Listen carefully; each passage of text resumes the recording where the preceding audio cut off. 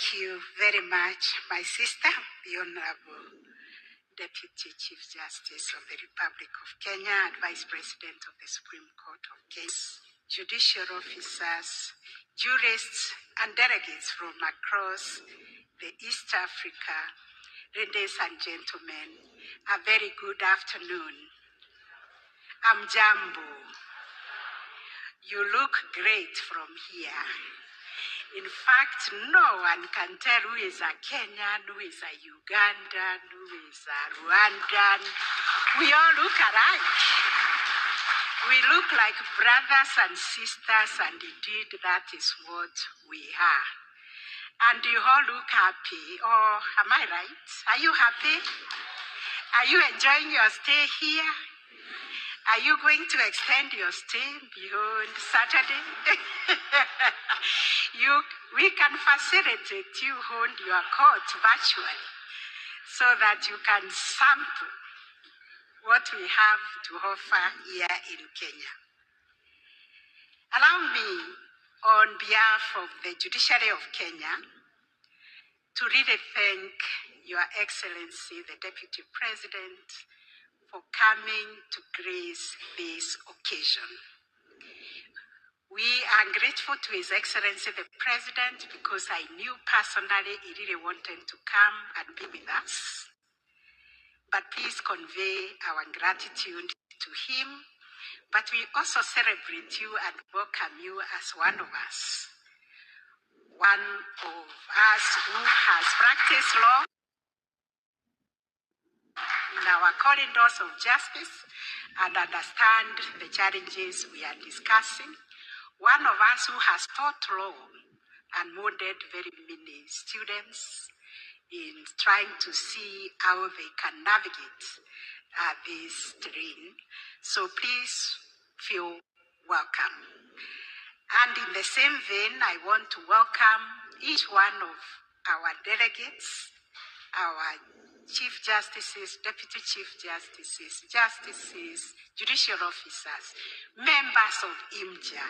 Our identity for this week is East Africans.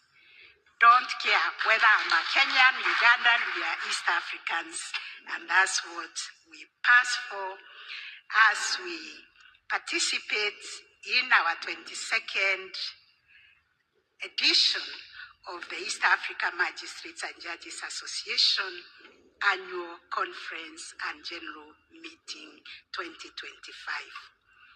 We in Kenya, and on behalf of the local organizing committee that I kept checking on a daily basis, and as time went by, I think I was checking on them every hour. We are honored, most honored, to host you in a gathering that continues to strengthen solidarity among our judiciaries and to reaffirm our shared calling to deliver justice. Justice that is accessible to our people, justice that is meaningful, and justice that engenders trust by our people. This year's theme,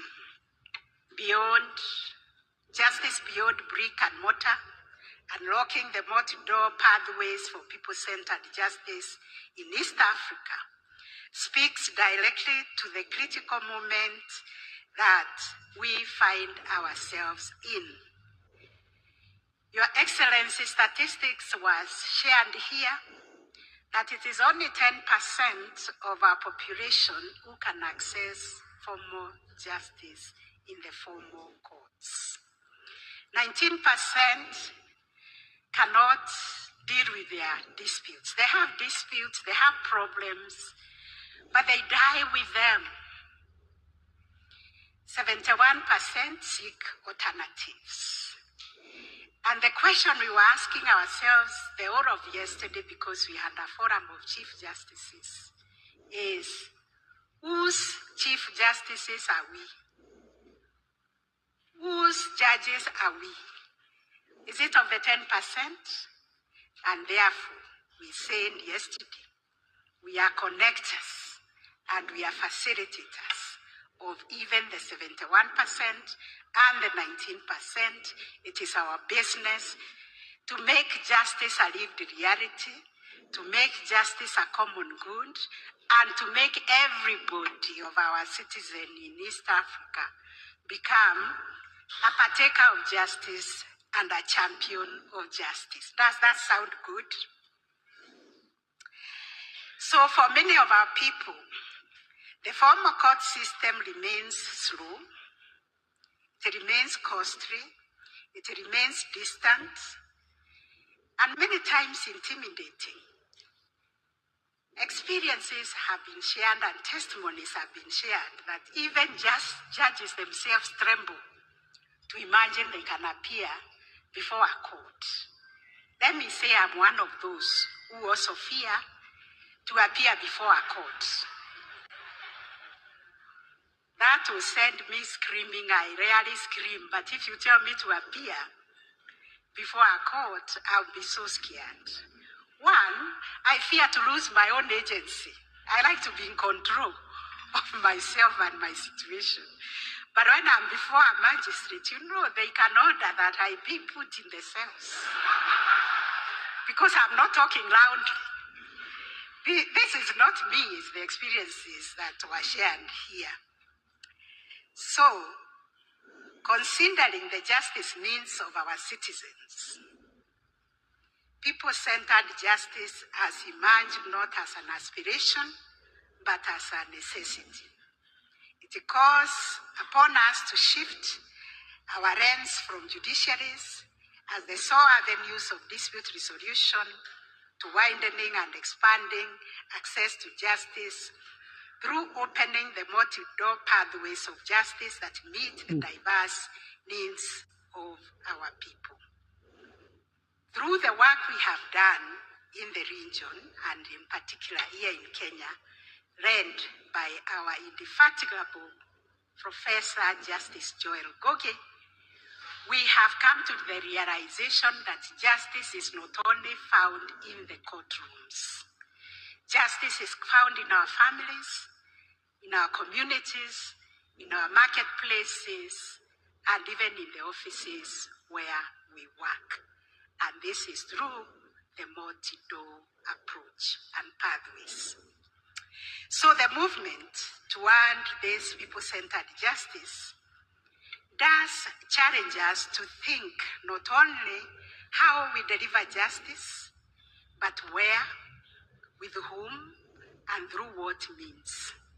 It requires us to see justice not as a place where people go to, but as a public good that must be available in community spaces, through dialogues, through ways that enhance harmony, and through innovative mechanisms that respect culture, dignity, and agency. Your Excellency, yesterday, we extrapolated this subject a lot and found that sometimes what we do, actually all the time, what we do is decide cases. What we do as judges is decide cases. We don't resolve disputes. And this reminds us of even very complex problems that we have encountered as a society, political problems, especially determining the presidential election dispute here in Kenya. You all know we have made, I think, 4 very profound pronouncements by the Supreme Court. But what held your pronouncement? It was the alternatives. And what it tells us is that nothing is impossible to resolve through dialogue,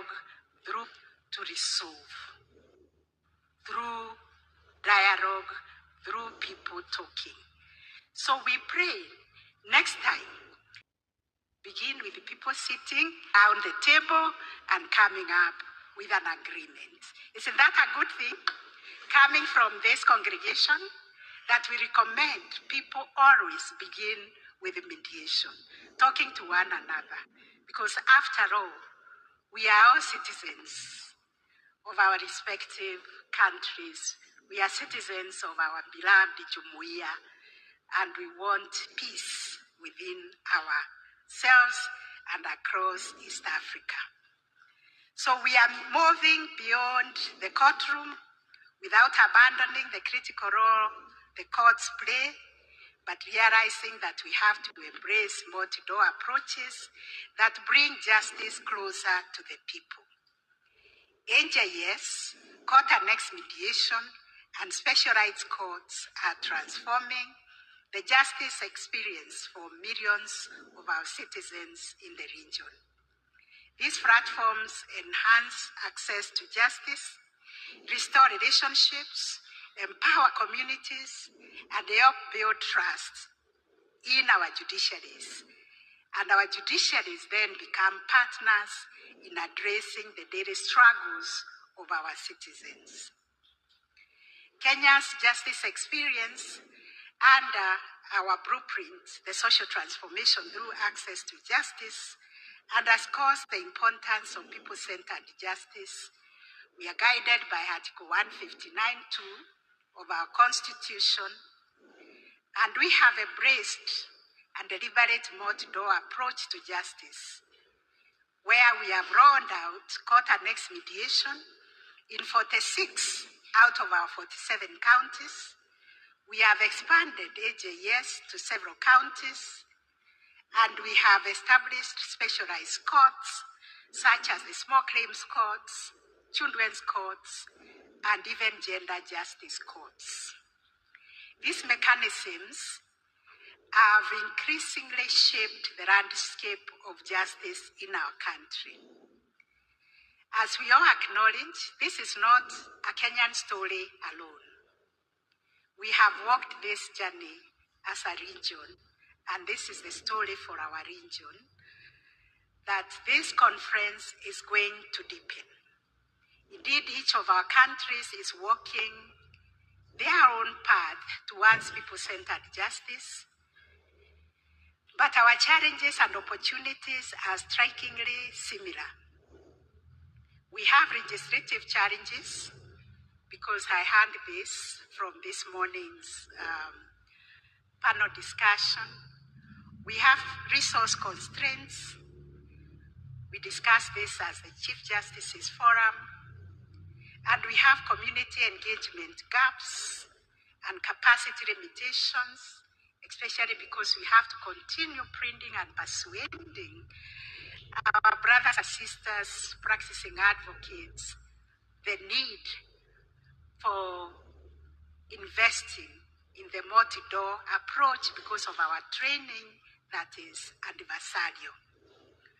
We have also to see how this investment can be anchored in technology, and we can cascade the training on especially the principles of fair trial to every tribunal, to every ukumbi, that's what we call our community dispute resolution centers, and to every avenue, because you know the colonialists who came and declared our systems repugnant to justice and morality is because they said we have not embraced what they understood to be fair trial, respect for human rights. Now we are telling them in Kenya those are constitutional imperatives. Every tribunal dealing with AJS must embrace those constitutional imperatives of inclusivity. We must include everybody in every ukumbi. We must also observe the principles of fair trial and ensure the agreements that we enter into, everybody has been heard, it has been signed, and when they are brought to court, we have opened up our rules of procedure to allow these private agreements to become orders of the court. I think you should clap for that, because that was the missing link, even from this morning's panel, the panelists wondered what would happen to those privately entered into mediation agreements other than the ones coming through the court and annex mediation. We've been able to crack that in Kenya by allowing within our rules of procedure, and we are getting a lot of those agreements from the private sector, especially the banking sector. So we have a shared commitment to refine and strengthen this multi-law approach to justice across our region. And this includes supporting jurisdictions whose AJS, mediation, and specialized court systems have moved from the nascent stage, and we have something to share and learn from each other, ensuring that we work together in laying the foundations for people-centered justice. So, Your Excellency, my lords, my ladies, colleagues, as we begin this conference, I invite us all to approach each of a session with openness to learning, a willingness to interrogate our assumptions, and a shared sense of responsibility to ensure that justice becomes not only available, but truly accessible. As judges and judicial officers, we occupy a unique place in our societies because we are custodians of justice, guardians of constitutionalism, and interpreters of this social contract. Importantly, we build bridges between the law and the people, between the rights and the remedies, and between the institutions and communities. The shift towards people-centered justice demands that we adopt this broader identity with courage and imagination. It challenges us to design processes so that our justice system bends towards the realities of ordinary lives rather than requiring ordinary lives to bend towards the rigidities of our systems. And in conclusion, I want to remind us that our people will not judge our justice system just because of the number of judgments written, but also by the fairness, speed, dignity, responsiveness, and humanity of the justice that they experience. May this conference strengthen our resolve to build justice systems that respond to the needs of our people, for us to build systems that are trusted because they can reason, they can be accessible, and because they innovate and are legitimate, and they deliver justice that is felt by the people. Our deliberation in this conference will be enriching, and may our collective commitment move us further along the path of truly people-centered justice. And with these remarks, and on your behalf, dear members of IMJA, distinguished guests,